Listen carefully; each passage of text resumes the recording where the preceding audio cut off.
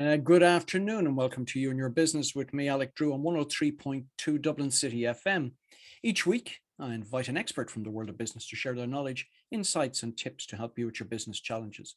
If there's a topic you would like covered or you feel you can make a contribution, please email me at yourbusiness@dublincityfm.ie and perhaps we'll be having a chat here one day soon. My guest today is a success coach and project manager. She's also the founder of Inspire Action Success and Project Management Interiors. And she's also a speaker and certified trainer. I'm delighted to welcome Fiona Brennan to the You and Your Business studio. Hiya, hey, Fiona. Alec. Hi, how are things with you? I'm absolutely brilliant. Thank you so much for having me here. I'm delighted. Good, brilliant. Very That's the words I'm looking for. As you probably know, I'm going to take you back to your last year in school. I'm just wondering, are you the sort of person who wanted to travel and had enough of academia, or were you the academic that could see more ahead of you? Yeah, hey Alex. So thank you so much for having me on. So I was a little bit more the academic style, but I did have hidden a grow for travel. So I had that itch, but I parked it until a few years later, which I'll share. So my last year at school, as you mentioned, I was doing the Leaving Cert, and I was in love with maths and physics, a little bit of chemistry, that sort of mix. And as much as my parents kind of thought, you know what, it would be nice for you to kind of maybe stay local and maybe just go into administration roles and whatever, I had a different intention. I wanted to go further afield to see what is out there. I lived in Cavan town, County Cavan, which is kind of towards the north part of Ireland. And I wanted to go to Dublin, and I put down a few engineering jobs or engineering college applications on my CAO, and eventually came up, and off I went, packed my bags and got my offer, got my results, got my offer, and went off to study engineering in Trinity for 4 years, and absolutely loved every minute of it. Fantastic. That sounds great. But you also had a bit of a baptism going on in the background, because if I'm not mistaken, your father was a publican. So you got to learn about people very, very quickly in that environment. Yeah, it's interesting because I got to learn about people, and people is a huge part of where my journey actually ended up going after I did the study of engineering. My dad had a pub in Cavan Town, Brennan's Bar, and we lived over it for most of my I suppose youth's life. We had a few years outside of it, but most of it was literally over. So we would cover the lunch times, myself and my brothers. I was the only girl of five boys, so we would cover the lunchtime in the evening, give him a break, and then covered summer holidays. So throughout our summers were spent basically once I could reach the counter, once my hands were able to reach the top, which I think was around 11/12 years of age. I was there pulling the perfect pint of Guinness, and serving all those lovely drinks to people that found the pub at that time a place during the day, a place where they could come and just maybe sit and quiet or chat, or listen to me, or I would listen to them probably more often than the other way around. And I suppose it was the start of developing my people skills, and I learned a lot from it. Didn't know it at the time until later on I realized how much I had learned through that whole experience of, I suppose, dealing directly with the customer, but really being acutely listening to them and making their little experience in the bar so much more nicer than it could be. It's quite interesting because most of your sort of clientele in the bar would have been male, but you were also about to embark on a career which was probably more male dominated at the time in terms of mechanical engineering and things. Yeah, and it's funny, Alec, because I had 5 brothers, and then I went to boarding school, which was girls, so that was fine. Then I went into, as you said, to engineering, which I think there was 180 in the class and 29 of them were girls, something like that. A very low percentage, which I believe is not any better now. Many years later. Yeah, it hasn't really changed. But yeah, so working with the bar, it was mostly males. You know, maybe you had your doctor coming in at the end of the day, or you'd have the farmer coming in maybe to have a couple of drinks while, you know, the wife was out doing the shopping, you know, very old style. But yeah, working with the male, and that I suppose continued the whole way up, because all my jobs were all in male dominated areas. And right up to the point of which I suppose my story will take us to, where I start to do my own business in coaching. And there's a slight change then, it flips a little bit at that point. But yeah, most of it has been male dominated. I mean, it's a great lesson in life, again, to be dealing with a particular audience and understand the quirks and that, which would have given you far more advantage over maybe some of your other female friends who might have been doing the same degree. Yes, absolutely. Just being able to listen and to talk to whatever the story might be placed in front of you, and to, I suppose, to adapt to that and to adapt to the person in front of you. What I discovered, you know, as my journey went on and after college, I took a certain path. First of all, I decided to get some real life experience and took a year out and worked at McDonald's, which was absolutely great fun and highly recommend. Right, okay. But when I went into, I suppose, the job roles related to engineering, I discovered that the real niche was with people. So whatever I was working on, working with people was a core piece of that. And I really found, I suppose, I had developed that from way back with my time in the bar. Just so subconsciously it had kicked in. I mean, just to take, I mean, you had told me that, okay, now you have your degree, you just wanted some time out to just some work. And you mentioned McDonald's. That must have been an interesting experience. I mean, most people don't understand the dynamics of such a well-organized company. How did you find that? I mean, you're dealing with people again, but a very sort of processed life that they have. A very organized place to work, very, very organized, right down to, you know, behind the scenes, behind the counter, what happens at the cooking stations. Like, it's all timed, it's all very, very, very logistically worked out, so that there's minimal waste. And we're talking about 25 years ago. And it was really, really just very smooth operation, probably like would have ticked off any lean belt thing it would have gone, process it would have gone through. Sure. When I decided to not go back to college, after 4 years of doing the study, yes, there was I suppose, employment was low. Yes. Unemployment was high. Most of my friends were going back in to do masters because they thought, look, we'll just hang here for another year or two. I just couldn't wait. I had enough. I had got my fill of the academic stuff, and I thought, no, I can't hack another year in here. I just need to go out and just, you know, taste the real world of work and meet people other than the core that you'd hang with. Your friends are great, but you get cocooned. And the funny thing about Trinity College, if anyone listening has gone there, especially for us, was a girl coming up from the country chick. Trinity is fabulous, absolutely love it. But it's very cocooned.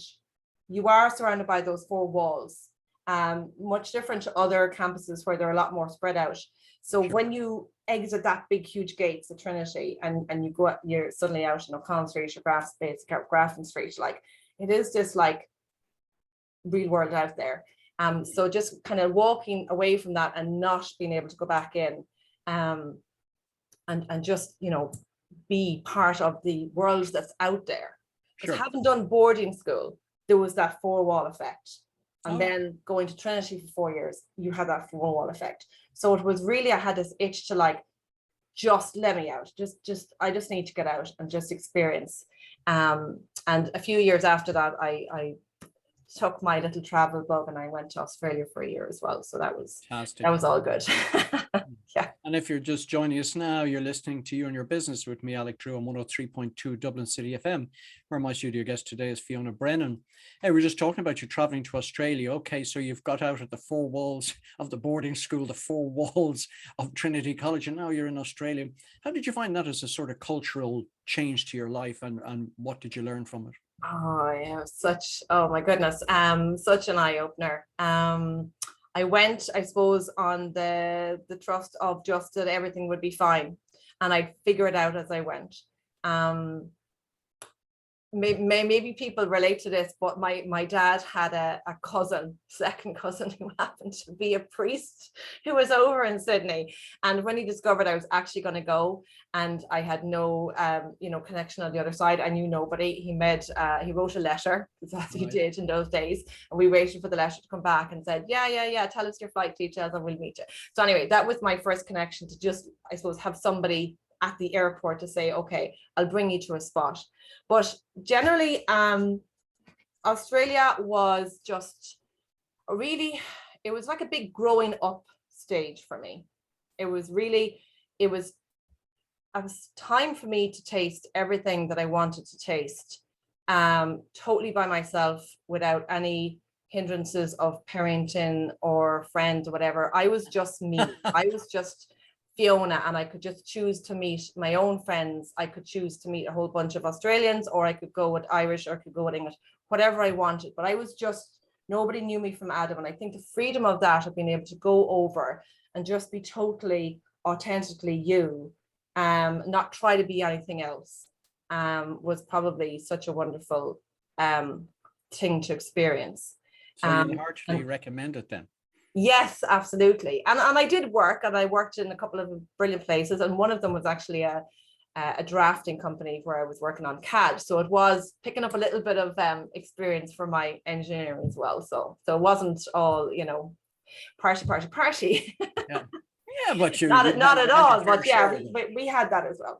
Yeah, you kind of worked hard and lived hard. Well, listen, this is what you do in your youth. So, all right, you've got the traveling bug out of you. You're going to come back and start a career somewhere. You're going to work in projects. Tell me, where's the next stage in your life going to take you to? After Australia, I ended up down in Tipperary, places, Nina, where I worked for a pharmaceutical company down there. And this is where I got my first, I suppose, real engineering degree related job. So I was in the maintenance department there, working as a maintenance engineer and a CAD technician. I started to do a little bit of projects for new facility stuff coming in, new boilers, new water systems, new equipment. So that gave me the little bit of taste of that. And after 3 years in that company, I moved to Stryker in Limerick, who are quite a big corporate company, and have got a lot of plants in Cork now, and the place in Limerick is still going strong. So yeah, so I took up the role of project manager there, and I worked there for 16 years. And it was purely by, I suppose, as I said, started to default in that while I had a mechanical engineering degree, I never really worked as a mechanical engineer. Right. I was a project manager or a project engineer, whatever you want to call it. And I knew a little bit about everything and knew enough about mechanics, but I knew also a lot about civil engineering, electrical engineering, and computer, because you pick up a lot of these even in the college course that you do. Yeah. But the key to it, to all the projects that I've done throughout the whole 16 years, and even now as I do it as my own business, but in the early years, the key to it was people, working with the right people and communicating the outcome that you want to achieve to the right people in such a way that they actually fill in the gaps. So the pieces that I don't know get filled in by the knowledge of others, because you bring them with you on the journey of what it is you're trying to make happen. And it's really the success of any project management. And I see it time and again with other people trying to run projects. It's not about, there's all these stats and there's all these programs and you can do everything wonderful and it looks fabulous on charts, but that doesn't actually get the thing to work. It's about working with the people, and it's getting the right people to do the right things in the right time, in the right budget, in the right atmosphere as well, so that everyone flows with you. So it's a nice project as opposed to an aggravated against the grain, pull your hair out project. It doesn't have to be that hard. No, it doesn't. And I've been involved in some of it from just a particular aspect. So I fully understand what you're saying about getting people, in line and to do things at the right time and with the right motivation. There's a great skill in that, because you're now also dealing with egos. You're dealing with people with their own time issues and problems and disorganization, and how you blend all of those together to get the result at the end is quite challenging. Yes, it is. And I suppose I wouldn't have put the word ego, wouldn't have been in my vocabulary at the time. But now when I look back on it, and now what I've learned from my own personal development work and coaching, I can see what was going on at a lot of stages. And it takes, I mean, communication is one of my highest values, because Sure. communication is key to everything. Communication in the right way, and having people communicate to you as you communicate back to them. Without it, you have nothing, so that's, I think that is one of the core things. So, yeah. Clarity of communication is very important. Yeah. It's one of the phrases I use is presumption is your worst enemy. Yes.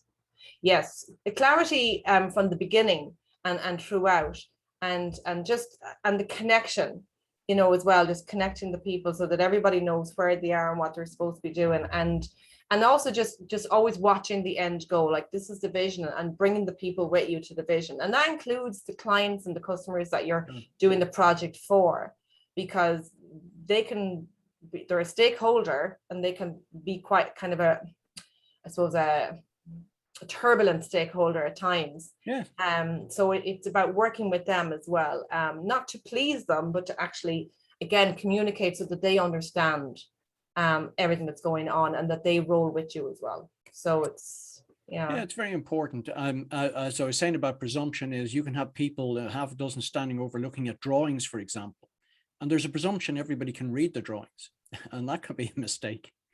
Yes. There's the drawings, and then you've got your charts, and I know, and corporates, they do love their charts, and they do love their reports, and they have, there's a place for them as well, and there's a certain place for a certain amount of them. But there's that balancing act where, it can be just too top heavy and lose sight of what we're actually trying to do here. So it's trying to balance that, and trying to, I suppose, work with your client to them understand, look, I know you want to see bottom line, but, if you're spending too much time and energy on that, whereas the eye is off the ball, you've moved your focus, and you're not getting what you actually ultimately want at the end of the day, which is your finished job. And if you're just joining us now, you're listening to You and Your Business with me, Alec Drew, on 103.2 Dublin City FM, where my studio guest today is Fiona Brennan. And we're just talking about the world of construction, and particularly around project management and the importance of organizing people. But you weren't going to forever stay in the corporate world. Tell us what was on your mind. So, Alec, probably about 3 or 4 years before I actually left the corporate world, I had been considering leaving. And if I was really truthful, I'd probably been considering leaving even longer, probably even 10 years before that. Right. Okay. I think I started to hit the itch around the 3-year mark, but kids started to come along, the married life, the kids, the mortgage, all that good stuff. So it was like, there's something else. I think I could do more, blah, blah, blah, blah, blah. Again. But you just keep coming back to, oh, look, let's just see what happens. We'll keep going. Let's do it while it works. Let's keep with this plan because it's working. And also, I did love my job. The only point I stopped loving it was near the end. But I'd say 90% of the time I was employed, I loved it. And that helped me, keep working full time, even as a mom of 3 kids. Sure. But there came a point then, we had a personal situation going on at home to do with our house. And it was going on for quite a number of years, and it was quite disruptive. It was financially and mentally draining and stressful. And it got to, I suppose, what I would declare as a tipping point. Sure. And that tipping point happened Christmas 2015. All right. Where I made a decision that enough was enough, and we needed to make a change. And I realized at that point that the only person who could make that work was me. Sure. Because I was the one who decided that I was no longer available to put up with the negative situation that was going on. Yeah, of course. So I decided there and then that by the following Christmas, we would be in a different place. Right. Okay. I didn't know where it was going to be. I didn't know what it was going to look like. I didn't know any of that. I just knew, and I didn't know how. I absolutely didn't know how, because all the hows were against us. for many reasons, which I won't go into now. Yeah, no, that's fine. So with that in mind, I set on a project of my own while in parallel to my work. I used my parental leave to come down to a 3-day week. And 2 of those days was my personal project to find us a new home. By the following September, that was January 2016. By the following September 2016, I had my 3 kids in their new school. Excellent. In a new county, Yeah. in us in our new home. So I actually delivered it earlier than planned. Good. That's it was good on budget. Management. Yeah, good And project management. I literally project managed it. I just thought, how am I going to do this, Fiona? Well, put your hat on and do what you do for everybody else for yourself. Yes. But this is where it gets interesting. And this is why I share this piece of the personal story, why it's relevant. Because after that happened, the opportunity came up at work to move from a permanent role to a contract role. All right. And I made the decision that September that I wouldn't do that, I just wanted out. I just saw it as a little opportunity. Everything else had changed. The only thing that was common 9 months later was my 3 kids and my husband. Everything else was different, everything. So I thought, look, let's just throw the job in the mix. Just, let's just start that from Let's scratch. be brave. Let's be brave. Let's just totally jump in.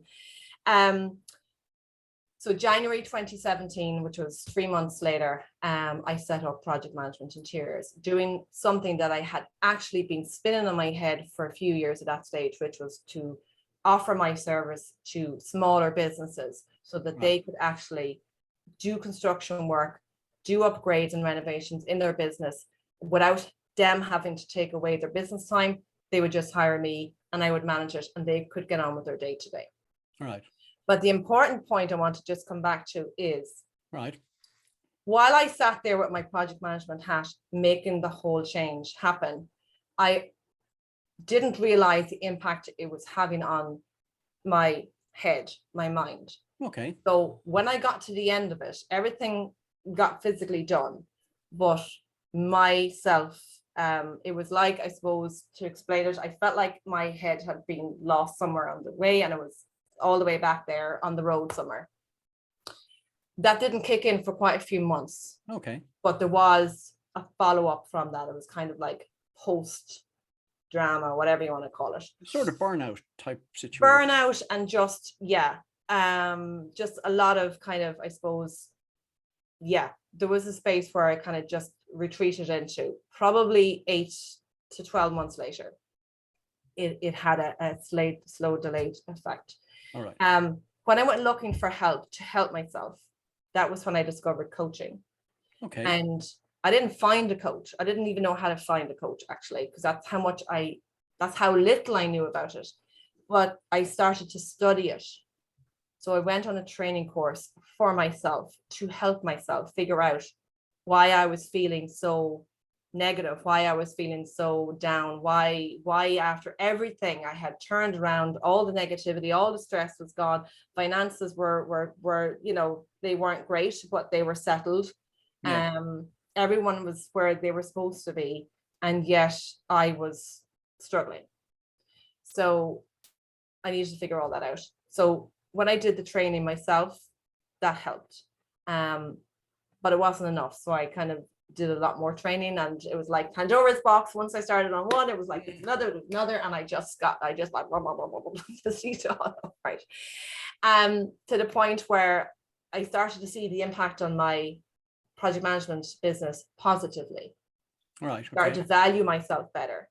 I started to stand stronger. I started to go into meetings in a much better format, because when I set up the business myself first, I was very much, I felt like 20 years earlier, a little girl just coming out of college. I don't know anything, but here I am, and I think I can help you, but I'm not so sure, and I don't know how much I can charge, but sure, go on anyway. Sounds familiar. So, please, will you hire me? Do you think I did okay? So it was like, yes, I'm in an adult's body, but my mind was like a little girl's head. Welcome to the world of business. yeah. But nobody trains you for this, Alec. No, And it was no. like, it was so funny because it was like I was on the other side of the fence, which was very interesting from a project management point of view, to be suddenly having worked in corporate and all the vendors on this side of the fence. And I'm here, you know, with the corporate behind me. Suddenly I throw myself on the other side and I'm the one who's like next to the vendors. And then we're trying to maybe see we're going to do a job in a corporate or whatever. But anyway, I think it's actually, you know, I think everybody needs to do 1 year running a business of some sort to get that taste of what the whole thing's about.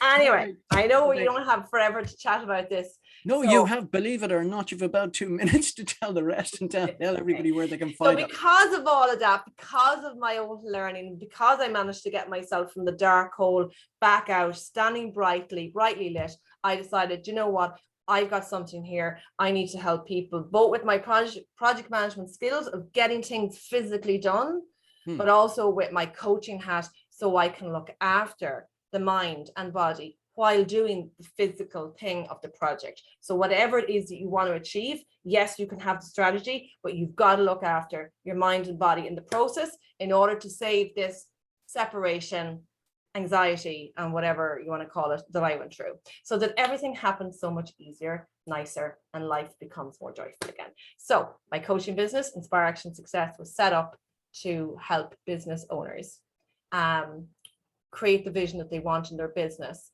create those big lumps of goals that they want to do in a much more smooth and fun way. And that is what I offer. And that takes me to my second business. Right.